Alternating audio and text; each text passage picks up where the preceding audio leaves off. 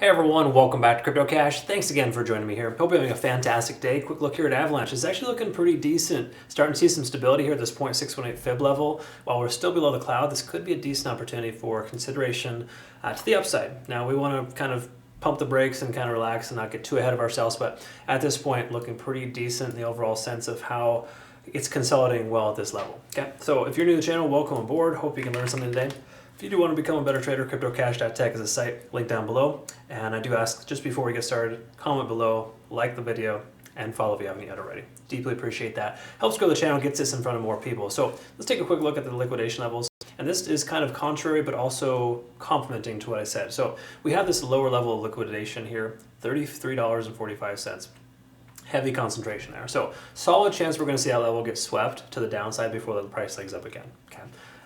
But if that doesn't happen, we're building a solid foundation, solid base is that 0.618 fib level. So you got to recognize that a lot of liquidation will occur at key support ranges. So that could reaffirm the fact that we're in a decent range here right now for AVAX and that this may be the tentative bottom. Now again, pending Bitcoin doesn't dump to 60,000, which is still a possibility, we're seeing here AVAX with a decent potential holding this level. Okay, so we've also completed our ABC pattern here to the downside, at least a strong likelihood of that case, right? So let's talk about some other things here first and see where we're at. So looking at the simple moving averages, we can see we're below 4 out of the 4 moving averages. That's not a good sign, okay? Getting above like 35, 36 would be extremely important.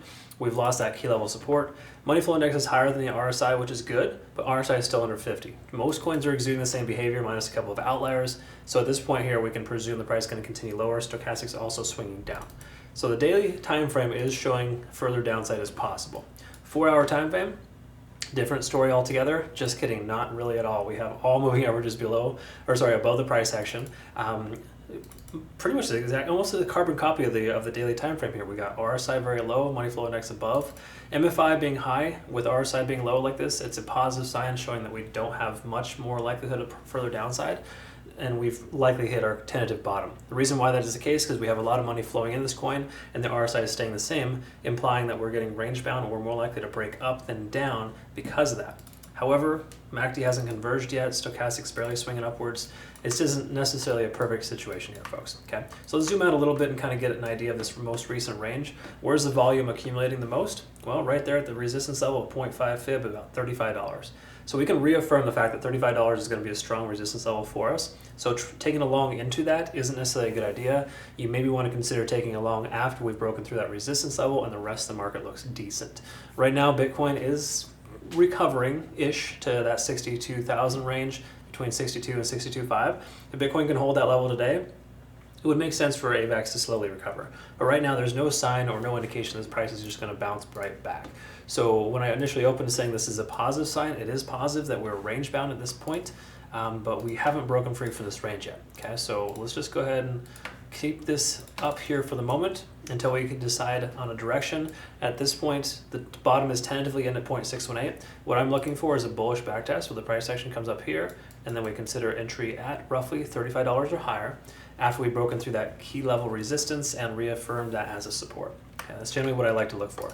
So for right now, patience is key, folks. Let's just go ahead and wait this out. Unless you're like a range-bound trader and you've been buying the dip at 34, selling at about 34.75, then there's no real reason to consider a long position as far as a spot bag, or more important, no leverage, high leverage positions should be taken for swing trades at this point. Okay.